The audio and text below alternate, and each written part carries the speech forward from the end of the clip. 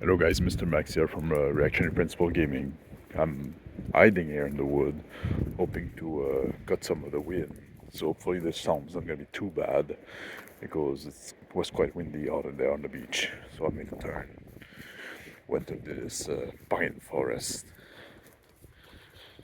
I wanted to make a video reaction to, or video reply I guess, to a video made by the BLG game that they uploaded this morning about morality and good and evil, right? And there was a few things that they say that they disagreed on, right? Which is to be expected. And obviously I watched that video this morning while taking my morning dews before going to walk my dog. And I'm recording this while walking my dog, right? Right after. So there's gonna be like top of the dome kind of thing, right? There's not much it's gonna be like disorganized and stuff like that, so just bear with me, right? I'm gonna try to make the journey fun as well. I'm gonna one thing I want to talk about is one mistake that they make, in my opinion, is in the difference between role-playing games and literature and fiction, which there are some commonality between the two, but there's also some difference that are important. But I'm gonna talk about that a bit later. If you're just there for that part, just just bear with me, just listen, just delay your direct gratification, otherwise you're gonna turn into evil. Just wait, that's what I'm saying. But before talking about that, I want to talk about the objective, the gray morality, right? They say like, oh, we need objective good and evil, and it's more interesting than the gray slope that we have now, right? And I think they're very much so wrong about that. It's something that people say, right, as a reaction to the shit that we see in the modern media now, right? Which I understand, like we need a reaction to that, but it's the wrong reaction. The problem with the modern slope, it's not the gray morality, because gray morality is interesting and is good. I often mention like the Faulkner quote, right? The very famous one that say like, the only thing worth writing about is the human heart in conflict with itself, right? People having doubt, people not knowing, stuff like that. And I'm not shy about it. I'm a Christian, I'm Catholic, right? So I do believe in good and evil, and objective good and objective evil, right? But the thing is, as human, we are very limited in our connection of good and evil, and we don't know the whole plan, and we don't know the outcome of everything, right? And there's too many variables for us to calculate. So oftentimes we don't know. Oh, there's like bear shit there. Oh, you can see it there. Almost walked in it. So we don't know I think it's bear shit. We don't know what is good and what is evil, right? We often act in a way that we think is good, for further down the line realize that it wasn't. Because sometimes we're blinded by our passion, by different things that we want or desire, right? And we justify and we lie to ourselves, and we find reason to call what is evil good, and sometimes what is good evil, because somebody else is doing something that is good, but we don't like it because it goes against our desire, so we call it evil. And so that's an interesting part, right? Like knowing what is good and what is evil is an interesting question in itself. And you can have fiction that is a little more moralistic, that where you're gonna have like a objective good and objective bad, and like in Tolkien, like the example they use, right? Yeah, Sauron, okay, is clearly evil, is depicted as such. Also, the story is told from one point of view, right?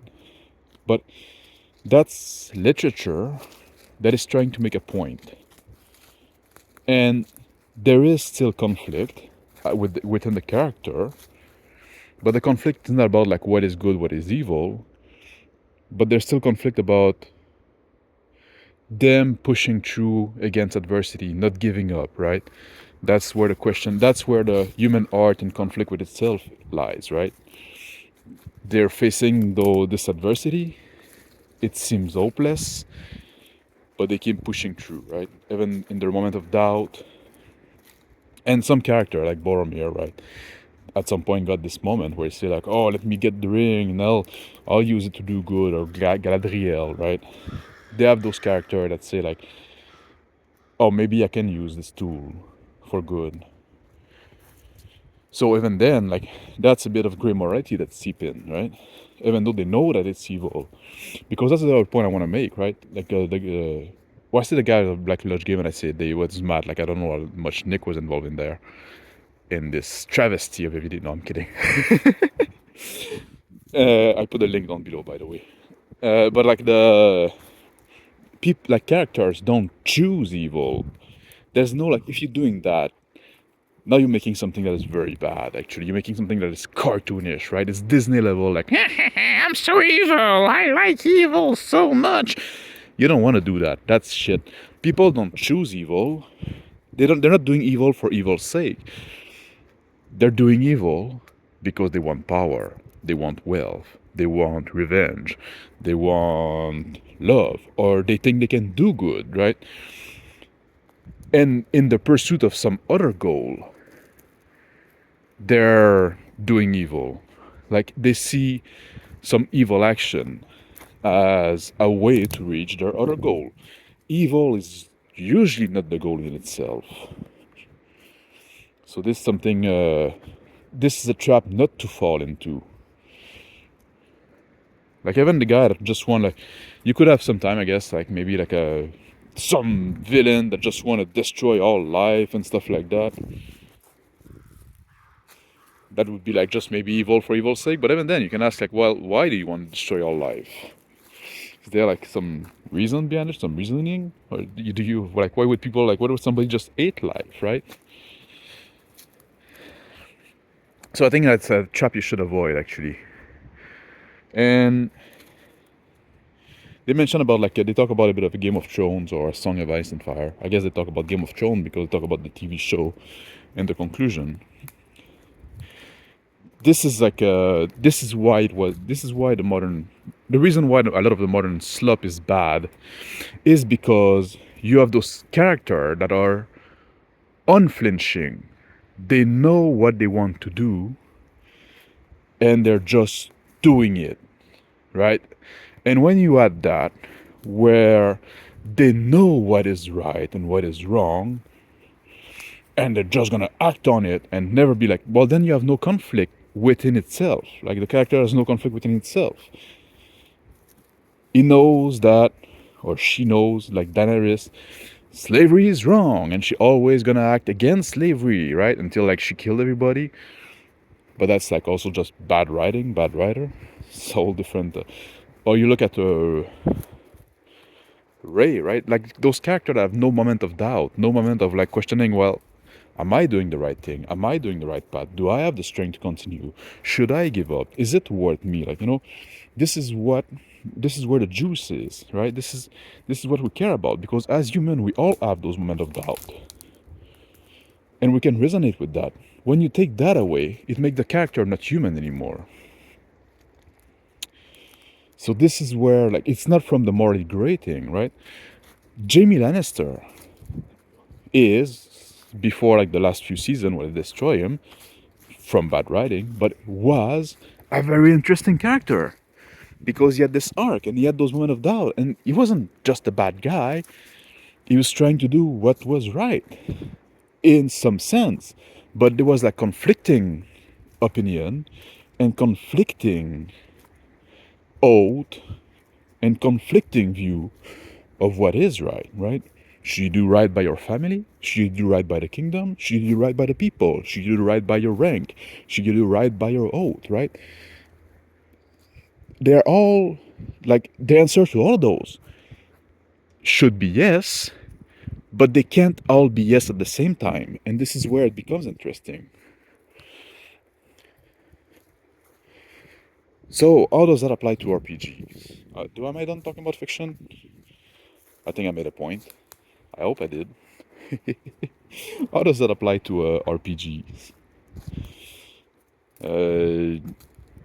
RPGs are about making choice.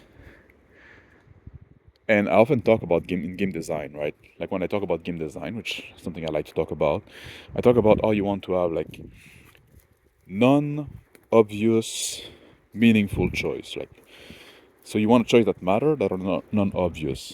And when I talk about game design, I say like they should have like a mechanical difference. So like what spell you're gonna use, or resource management, or some way to mitigate luck that you get to choose. And that's what's gonna make a good game design. Otherwise, you're just playing like a shoot and ladder, right, with the gameplay itself. So you want to have to make choice in the game design, but outside of just like mechanics, you also want in what's happening in the story, like the story that we're creating together at the table while playing. Important point. You want to have meaningful choice there as well, and the making up of the choice is the interesting part, in my opinion, more than the executing on the choice that has been made. So thinking like, oh, what should we do? Like you could have like, what should we do in terms of plans, right? Or there's this problem here. How do we approach a problem? Like make a plan to create this, do this heist or stuff like that, right? So that's part of it. But also, what's the right thing to do is also a big part of it. Should also be a part of it. That's also like very interesting. Especially if you play like a character with some form of moral. You should, even if you play a bad guy, you should have some kind of moral, some kind of code, right? If you just play like a random guy that just like a id monster, that's not gonna be like a very interesting character to play for a very long time. Let me tell you that. Ben Frank. And so yeah, making like meaningful choice. If you just say like, oh, there's a bad guy that is there, it's just evil, and if you don't act fast, the world is gonna end. Well, now you make the choice too obvious, right? There's no siding to be done. There's no discussion, right? Oh, is he right? Is he wrong, right? Even if you look at a movie like Star Wars, right, like the original one, now you have people like debating about, oh, was the Empire actually right, right? Of course, the story is told from one perspective, so we tend to side with the rebellion. You could tell the same story from the perspective of the Empire and make the rebel. So look at scumbag, right? Rebel scum. But then you can have a discussion about that. If you can humor at least the point, right? When they introduce the empire, the emperor, and then they make him like cartoonishly evil, you kill that a bit. But what I was saying, and also like there's something also that often been said, right? The difference between art and propaganda. Art asks you a question. Propaganda gives you an answer. So you don't want to make your game a propaganda game, right? And that's especially important because like I said earlier, in literature you can have like a books that try to make a point, and that's fine. But when you're playing a game with your friend, like, I'm not there for you to moralize me.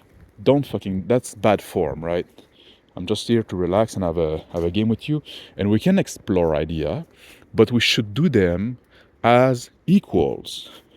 If you're just there like grandstanding about your view of good and evil, like, I'm sorry, I'm not interested, right? We can do that. We can have a conversation. We can have a discussion, exchange idea about our point of view, stuff like that. But I don't want to be lectured to.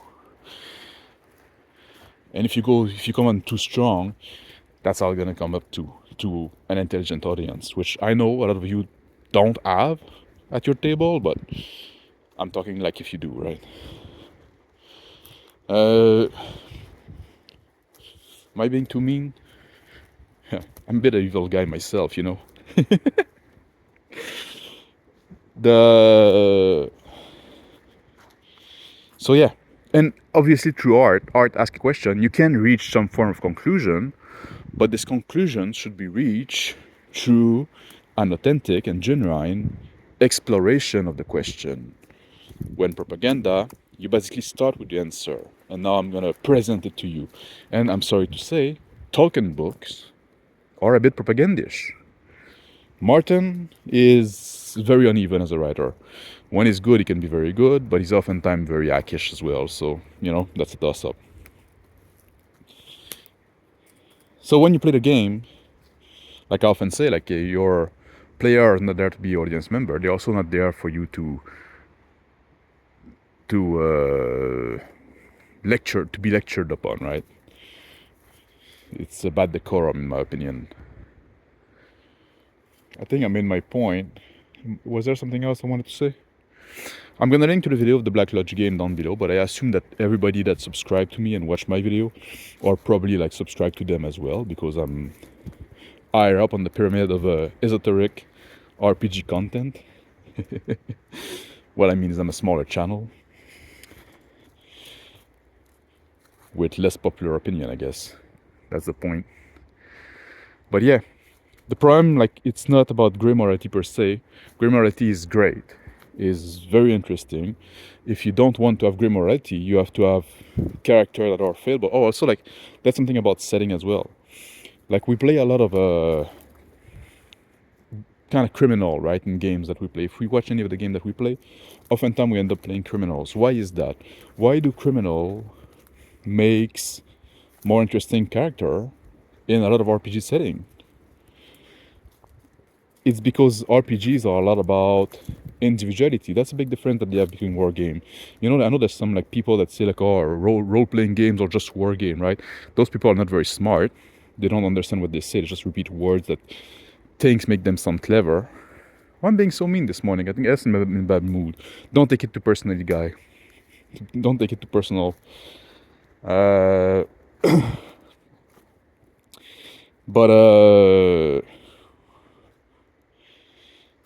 yeah, they're not war game, because like war game is about like you need the group and stuff like that. It's about like collective like action basically. Where role-playing games are much more about, even though if you're in a party, it's a small party, and you play like one guy, so it's much more about the individual action. And you can be very wide, like in the sense of morality, right? You can be like the knight in shining armor in a chaotic world, because that allows you to still act individually. If the rulers and most of the actors in the world are in a darker shade of gray, you can be an individual and be in the lighter shade of gray, or completely white. When you go to a world that is functioning, or somewhat functioning, and there's a lot of rules, like a rule-based world, I guess, you don't have as much room for individuality. Usually you're gonna have like a job, and you're gonna have like something that you're gonna do, and you have some rules to and some authority to report to and stuff like that, right? Like it or not. And if you want to depict the modern world as a fascistic hellhole, like some people do, right? Like deluded people, let's be frank, then yes, you can go around and play like the resistance and be gay and do crime, I guess, if that's what we want to do. But if you are a well-adjusted human being, you realize that in a well-organized world that is mostly peaceful, you just become a cog in the machine, right? So there's not much room for you to be a hero. There's no place for the hero. So then you can become a bit the villain. Criminals are the one that are gonna act in an individualistic manner in that sense, right?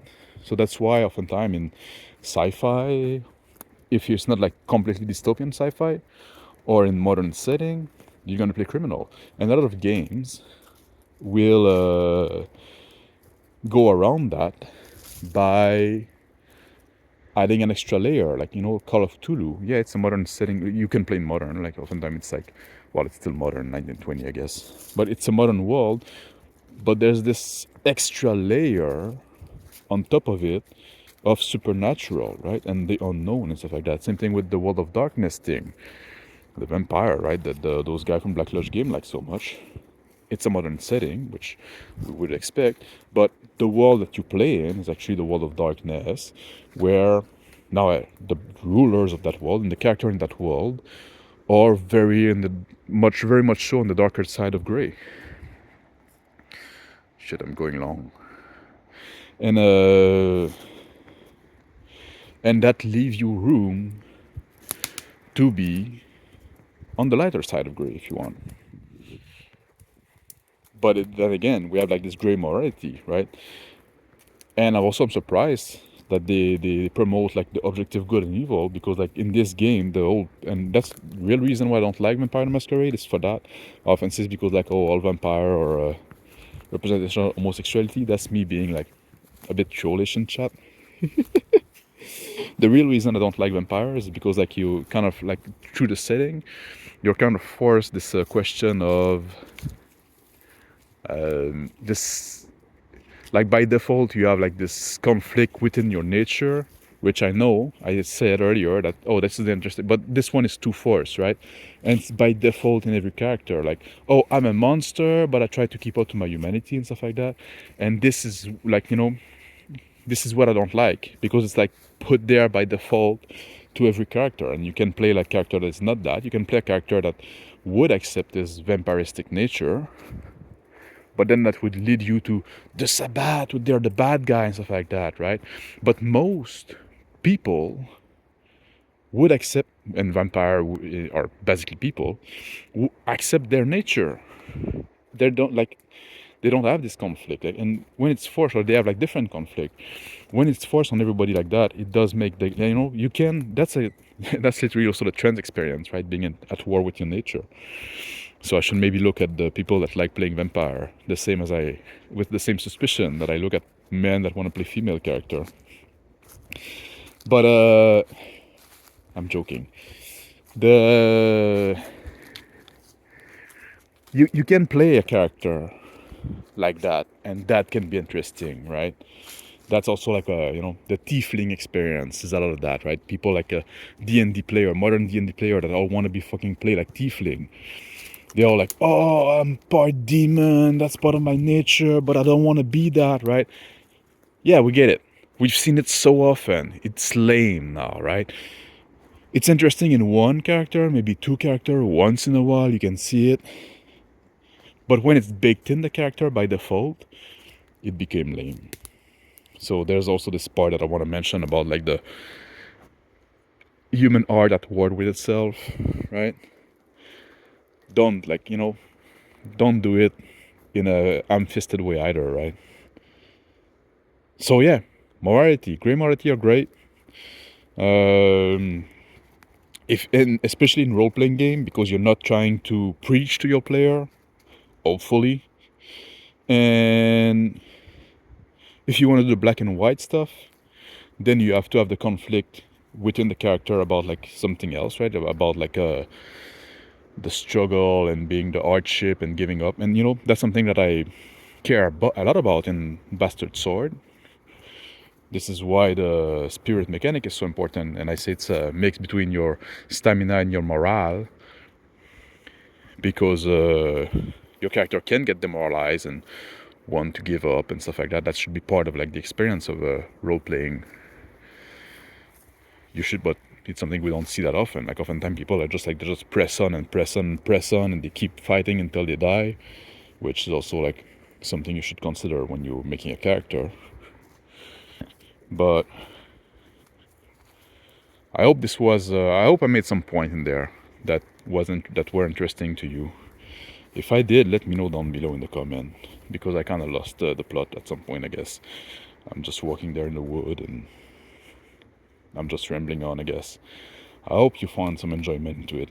Take care, guys. See you. I don't know if I'll upload that. I put my hand in the camera just in the end too. I think I did it before as well.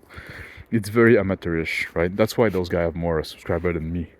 They have some production value, while I just like take my phone and record in the wood, or just go live in front of my black void, right? You're here for the point.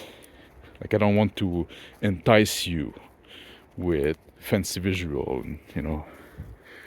It's I'm here for elite. Take care, guys.